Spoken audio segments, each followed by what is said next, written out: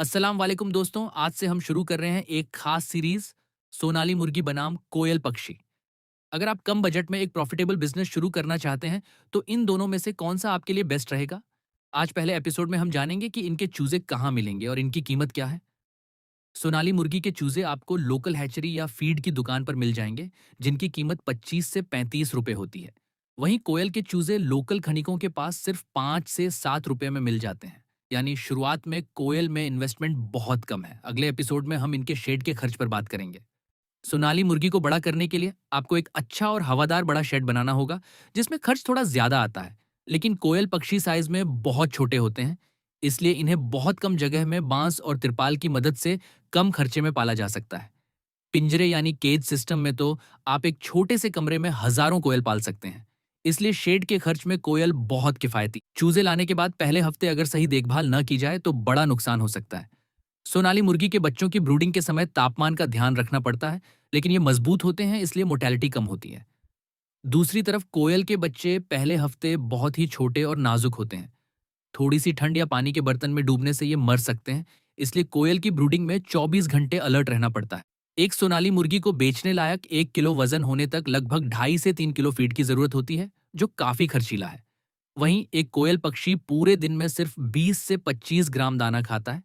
इनका दाना बहुत कम लगता है, इसलिए कोयल का डेली फीड कॉस्ट सोनाली मुर्गी के मुकाबले बहुत कम है। कम पूंजी वालों के लिए ये कोयल का सबसे बड़ा फायदा है। सोनाली मुर्गी हमारे देश के मौसम में बहुत अच्छे से ढल जाती है और ब्रॉयलर की तरह जल्दी बीमार नहीं होती। लेकिन कोयल पक्षी इस मामले में और भी आगे हैं। कोयल में बीमारियां न के बराबर होती हैं।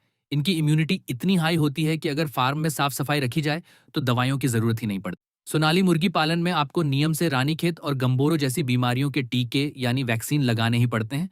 साथ ही विटामिन का खर्च भी होता है। लेकिन कोयल पक्षी का सबसे बड़ा प्लस पॉइंट यह है कि इन्हें आमतौर पर किसी वैक्सीन की जरूरत नहीं होती। बस कभी कभार सामान्य विटामिन देने होते हैं। इसलिए कोयल में दवाई का एक्स्ट्रा खर्च बिल्कुल जीरो है। सोनाली मुर्गी को मीट के लिए तैयार होने में 1 किलो वजन तक लगभग 60 से 70 दिन का समय लगता है। यानी आपको 2.5 महीने इंतजार करना होगा। लेकिन कोयल पक्षी मात्र 35 से 40 दिनों में मीट के लिए पूरी तरह तैयार हो जाता है और 45 दिन की उम्र से अंडे देना भी शुरू कर देता है। यानी कोयल बहुत तेजी से रिटर्न देता है।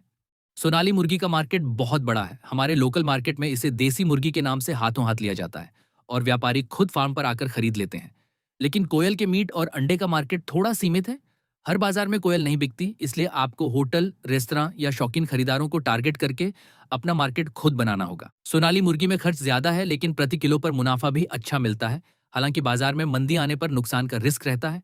दूसरी तरफ कोयल पक्षी में इन्वेस्टमेंट और फीड का खर्च कम होने की वजह से नुकसान होने का चांस लगभग ना के बराबर है। कोयल के अंडे और मीट को रोज बेचकर एक फिक्स इनकम कमाई जा सकती है। पूरा डिटेल्स जानने के बाद फाइनल फैसला यह है कि अगर आपके पास अच्छा बजट है और आप बड़े मार्केट में काम करना चाहते हैं तो सोनाली मुर्गी पालें। और अगर आपके पास जगह और पूंजी कम है और आप बिना किसी रिस्क के जल्दी कमाई शुरू करना चाहते हैं तो कोयल पक्षी आपके लिए बेस्ट चॉइस है। आपको कौन सा अच्छा लगा कमेंट में बताएं। शुक्रिया। अल्लाह हाफिज।